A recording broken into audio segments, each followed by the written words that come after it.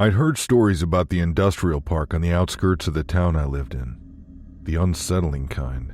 Rampant crime, theft, shoot-ups. I'd heard the stories, but I figured they were just that, stories. So when an opportunity for a night security guard position that paid well above the going rate came up at one of the warehouses there, I applied for it. The next day, a man named Greg called me. He asked me a few questions over the phone, then told me then and there I had the job, and asked if I could start the next day at 9 o'clock. This seemed kind of strange, but at the time I was short on money, so I wasn't in a position to be picky. The next night, I drove out to the address he gave me and waited outside the warehouse at 9 p.m. as Greg had instructed me.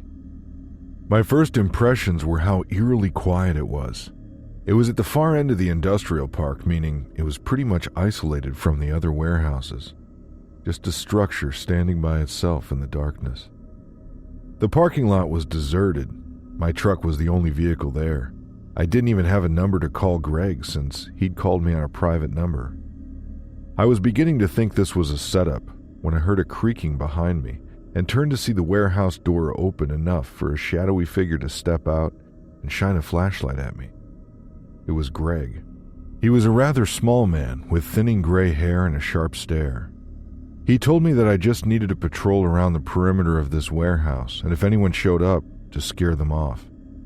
Then he passed me his flashlight, and as he finished locking up the warehouse door, he looked at me in a serious voice, told me never to try and step inside the warehouse.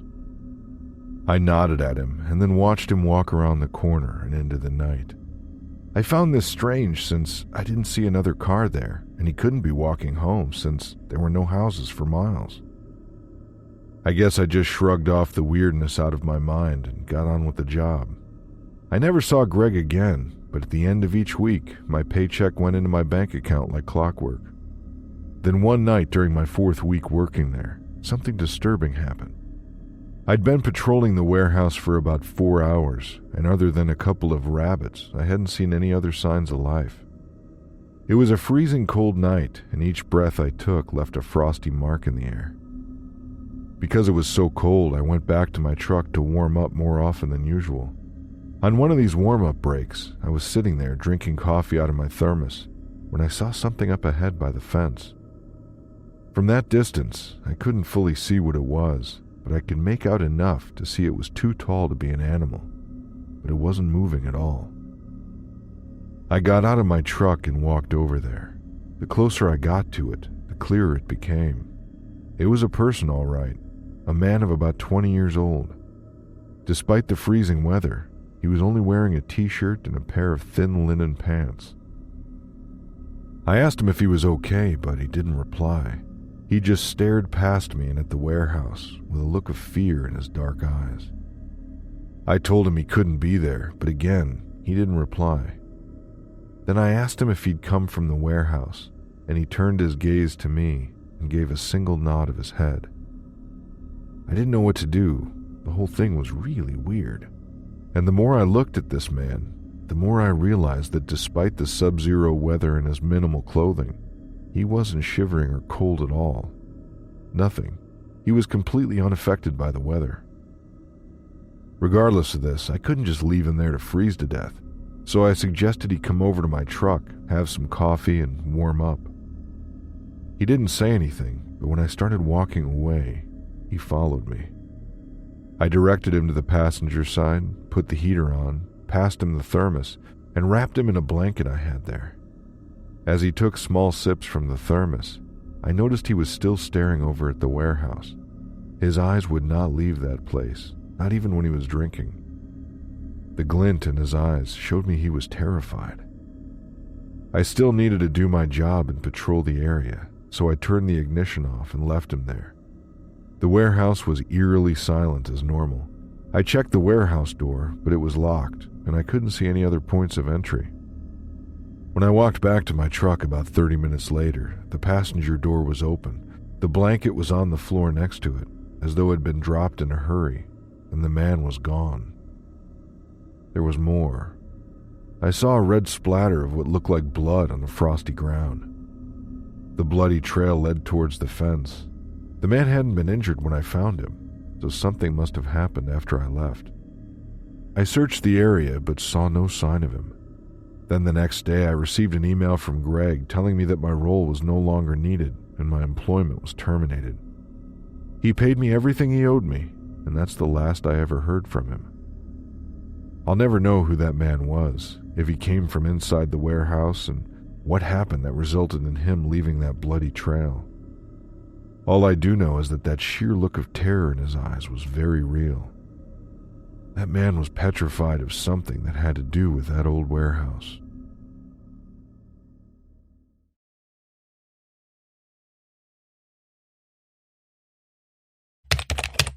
I worked in a psychiatric ward as a psych tech, mainly handing out medication, meals, and checking on the patients. My job meant that each day was different, and I never knew which version of my patients I was going to get. All it took was for one thing to trigger them, and then they'd lash out or throw their trays of food at me. It was all part of the job, and I was used to it. But the one part of the job that I never seemed to get used to were the night shifts. I had to do it at least once a week, and even though the medication meant that the patients were usually sedated and slept through the night, there was something about walking along the motionless corridors in the early hours of the morning that always put me on edge. One night when I'd arrived for my work shift, Larry, the staff member I was taking over for, seemed shaken up, and I noticed a gash on his arm. When he saw me looking, he immediately pulled his sleeve down. I asked him if he was okay, and he mumbled that he was fine, and then hurried to the door. He stopped there, looked back at me, and told me there was a new patient in room 105, and that I should stay clear of them.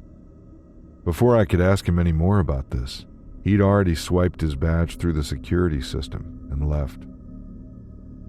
This particular psychiatric ward was comprised of 3 separate levels, each one with its own night staff. Level 1, the one I was on, was full of patients deemed the least volatile. However, if all the other rooms were occupied, then sometimes patients could end up temporarily being placed on another floor, especially if the doctor hadn't assessed them yet. Room 105 was empty during my last shift, so I wasn't familiar with the patient who was in it now. As I walked along the hallway to do my checks, I looked at the whiteboard to see the patient's name.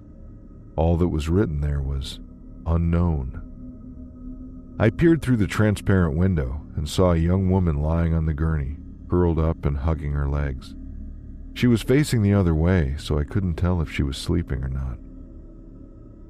I carried on walking along the hallway and checked in on each of the rooms. On the way back again, I peered through the window of room 105, but what I saw made me jump off my feet. The woman was standing directly behind the door, her wild hair partially covering her dark, sunken eyes. Upon seeing me, she gave me this sinister scowl and then pressed her hand to the window. It creeped me out, so I walked past her room and went into the kitchen to get a drink to try and calm down. When I went to check along the hallway, it took all my nerve to peer into room 105. I felt my heart start to pound. I couldn't see the woman anywhere in there. She couldn't have just left. It didn't make any sense. I bravely reached out and tried the door, and to my horror, it opened. It was unlocked. I rushed over to the office and phoned my supervisor, who was on the level above. Upon hearing that this involved the nameless patient from room 105, she sounded worried and told me to lock myself in the office and stay there until security arrived. I did as she said. I was shaking as I sat down and tried to take a sip of my drink. That's when I heard something rustle beneath the table. I started to freak out. If the patient was under there, that meant she'd followed me in there unnoticed, and that I was now locked in there with her, alone. I'd heard another rustle followed by a sinister-sounding groan. I tried to push my chair back as quietly and discreetly as I could without alarming the patient. When my chair was far enough back, I went to stand up, but as soon as I did this, a hand reached out and yanked on my ankle, sending me flying backward into the chair and then slamming into the ground. Pain shot through my body, and I looked forward and saw a pair of dark brown eyes staring back at me. On seeing me looking at her, she let out another scream and then began tracing something along my leg. I couldn't see exactly what it was, but it felt sharp against my bare skin. I didn't dare to move and just lay still. Waiting for the security guard to show up was one of the most terrifying moments of my life. Finally, I heard the sound of the door unlocking, and the security guard and my supervisor rushed in. They saw me lying there, and I silently signaled to them with my eyes that the escaped patient was under the table. After this, it all happened so fast. The patient let go of my ankle and I leapt for the door. I looked through the window and saw the guard restraining the patient, which caused whatever she was squeezing in her bloodied hand to drop to the floor. It was a scalpel, which I realized she could have easily used on me. All the dangerous items like that were locked away, so I don't know where she found it. My supervisor managed to use a syringe to sedate her, standard practice in extreme situations like this, and she didn't stop looking at me and snarling until she passed out. My supervisor tried to downplay the situation, but I could tell from her tense behavior and the uneasiness in her voice that there was more to the story than she was telling me. I don't know how she could downplay something like that, as I could have been seriously hurt. I don't know what happened between Larry and patient 105 or why he left her door unlocked. I never spoke to Larry again. I never spoke to any of them again, as I never went back to that psychiatric ward. It just didn't feel right coming back to work at a place like that. I don't know what happened to patient 105, but I'll always remember her dark stare and her sinister scowl.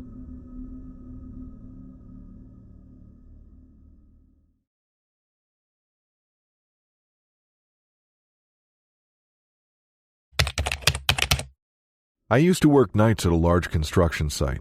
My job consisted of sitting in the office and watching the security cameras. If I ever noticed anything suspicious, either me or my colleague would go and check it out. Previously, there'd been 2 of us on one of the night shifts, but on the night in question, my colleague called in sick, so I was left to watch the footage alone. The entire construction site was surrounded by a high fence lined with barbed wire, and the gate was only operational by entering a code. I didn't think anyone would ever go to the effort of breaking into the site, especially since they locked away all the expensive equipment. It was near the end of my shift. I had about 2 hours left, and I was shifting my gaze between 4 rows of screens when something caught my eye. The top right camera was black. I quickly rewound the footage and got chills when I saw it. A hooded figure appeared next to a pile of covered materials. They just stood there looking at the camera, their face disguised by their hood.